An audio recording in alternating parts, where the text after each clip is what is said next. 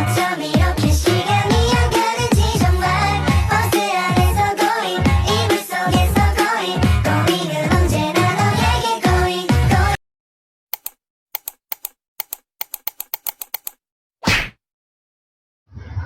Assalamualaikum warahmatullahi wabarakatuh.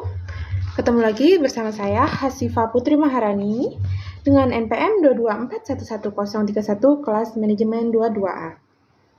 Di sini saya ingin menjelaskan materi tentang pelatihan dan pengembangan sumber daya manusia pertemuan 7.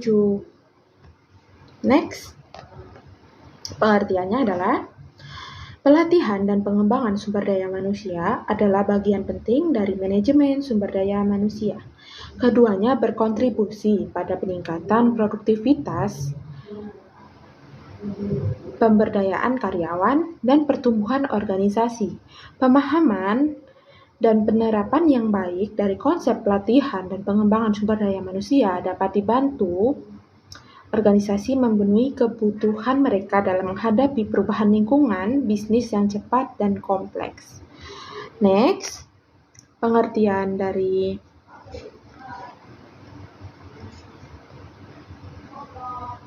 pelatihan atau training adalah proses mengubah sistematik perilaku para karyawan dalam suatu arah guna meningkatkan tujuan organisasional. Dengan demikian, pelatihan atau biasa yang disebut dengan training adalah suatu proses peningkatan dan usaha untuk menyempurnakan bakat, keterampilan, kecakapan, kemampuan dan keahlian karyawan dalam menjalankan tugas pekerjaannya, serta guna mewujudkan tujuan perusahaan. Pelatihan atau training merupakan salah satu usaha dalam meningkatkan mutu sumber daya manusia dalam dunia kerja. Karyawan baik yang baru ataupun yang sudah bekerja perlu mengikuti pelatihan atau training. Karena adanya tuntutan pekerjaan yang dapat merubah akibat perubahan lingkungan kerja, strategi, dan lain sebagainya. Sedangkan pengembangan atau biasa disebut dengan development, karyawan dimaksudkan untuk menyiapkan karyawan untuk memegang tanggung jawab pekerjaan di masa yang akan datang. Pengembangan karyawan bisa dilakukan secara formal maupun informal. Secara formal, yaitu berarti karyawan ditugaskan oleh perusahaan, sedangkan secara informal berarti karyawan melatih untuk mengembangkan dirinya atas keinginan dan inisiatif sendiri tanpa ditugaskan oleh perusahaan.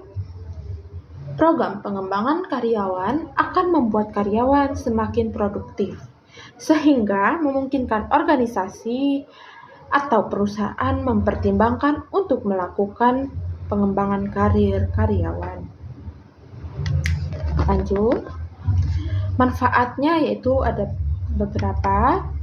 Manfaat utama dari pelatihan dan pengembangan sumber daya manusia yang itu ada peningkatan keterampilan dan kompetensi. Melalui pelatihan, karyawan dapat meningkatkan keterampilan dan pengetahuan mereka dalam bidang yang relevan. Ini membantu mereka menjadi lebih kompeten dalam pekerjaan mereka dan mampu mengatasi tugas-tugas yang lebih kompleks. Lalu ada peningkatan produktivitas. Karyawan yang terlatih dengan baik lebih cenderung bekerja lebih efisien dan efektif. Mereka dapat menghasilkan lebih banyak pekerjaan dalam waktu yang lebih singkat yang pada gilirannya meningkatkan produktivitas perusahaan. Lalu ada peningkatan kepuasan karyawan. Ketika karyawan merasa bahwa perusahaannya memberikan kesempatan untuk mengembangkan diri, mereka akan cenderung lebih puas dengan pekerjaan mereka. Hal ini dapat membantu mengurangi tingkat turnover dan meningkatkan retensi karyawan. Next, ada peningkatan kualitas layanan. Dalam bisnis yang berorientasi pada layanan, pelatihan sumber daya manusia juga dapat meningkatkan kualitas layanan yang diberikan kepada pelanggan. Karyawan yang terlatih dengan baik lebih mampu merespon kebutuhan pelanggan dan memberikan pelayanan yang lebih baik. Lanjut, inovasi dan kreativitas. Pelatihan dan pengembangan dapat mendorong karyawan untuk berpikir kreatif dan berinovasi. Mereka dapat membawa ide-ide segar dan solusi ke dalam organisasi. Lanjut, peningkatan motivasi. Karyawan yang melihat peluang pengembangan, karir, dan pertumbuhan dalam organisasi lebih termotivasi untuk bekerja keras dan mencapai tujuan perusahaan. Lanjut ke penyelarasan dengan tujuan perusahaan. Melalui pelatihan, karyawan dapat lebih memahami tujuan dan nilai perusahaan. Ini guna membantu menciptakan penyelarasan antara karyawan dan organisasi dalam mencapai tujuan bersama. Lanjut, ada peningkatan efisiensi biaya. Meskipun pelatihan dan pengembangan memerlukan investasi awal, manfaat jangka panjangnya dapat mengurangi biaya, seperti biaya pelatihan karyawan baru atau biaya pengganti karyawan yang pergi. Next, ada tujuan. Tujuan yang pertama yaitu meningkatkan produktivitas. Salah satu tujuan utama dari pelatihan dan mengembangkan adalah meningkatkan produktivitas karyawan dengan memberikan keterampilan dan pengetahuan yang diperlukan. Karyawan dapat lebih efisien dalam melaksanakan tugas mereka. Lalu ada pengembangan keterampilan. Pelatihan membantu karyawan mengembangkan keterampilan baru atau meningkatkan keterampilan yang sudah ada. Ini dapat mencakup pelatihan teknis, komunikasi, kepemimpinan, dan lain sebagainya. Lalu ada meningkatkan motivasi. Pelatihan dan pengembangan dapat meningkatkan motivasi karyawan karena mereka merasa dihargai dan memiliki peluang untuk mengembangkan diri. Ini dapat mencegah kelesuan dan meningkatkan retensi karyawan. Dan ada peningkatan kualitas pekerjaan. Dengan memberikan pelatihan yang tepat, organisasi dapat meningkatkan kualitas pekerjaan yang dihasilkan oleh karyawan. Ini dapat berdampak positif pada kepuasan pelanggan dan reputasi perusahaan.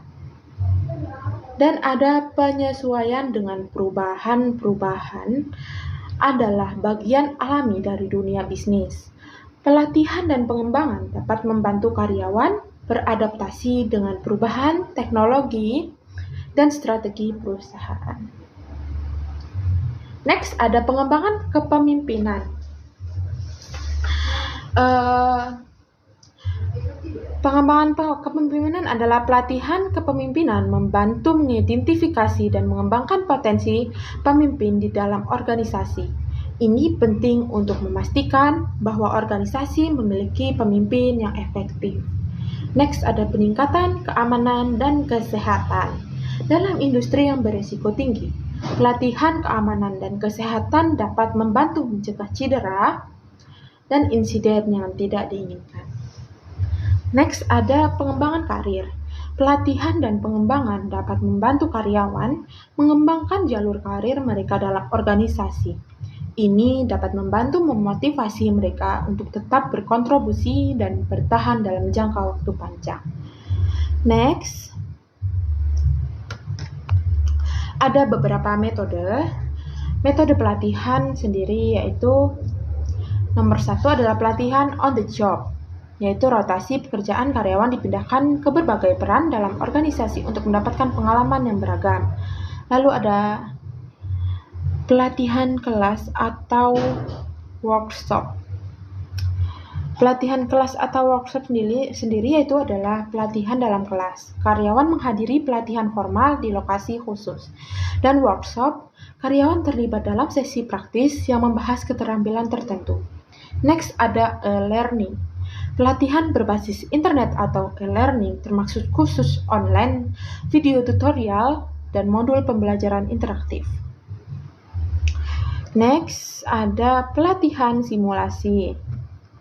pelatihan simulasi komputer.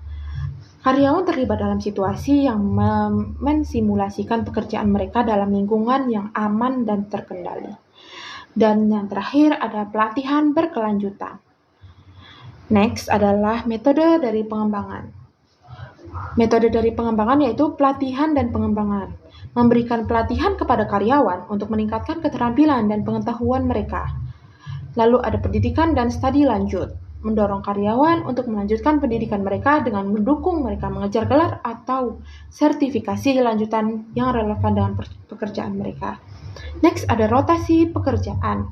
Memindahkan karyawan antara posisi atau departemen dalam organisasi untuk memberikan mereka pengalaman yang beragam dan memperluas pengetahuan mereka. Next ada pembinaan. Pembinaan sendiri adalah pasangkan karyawan yang lebih berpengalaman dengan lebih mudah untuk membantu mereka belajar dan berkembang. Next, yang terakhir ada evaluasi kinerja dan umpan balik. Ini yaitu untuk menyediakan umpan balik konstruktif kepada karyawan tentang kinerja mereka dan membantu mereka mengidentifikasi area yang perlu ditingkatkan. Baik, mungkin itu saja yang dapat saya sampaikan. Bila ada kurangnya, saya mohon maaf dan terima kasih telah menyaksikan video ini. See you again.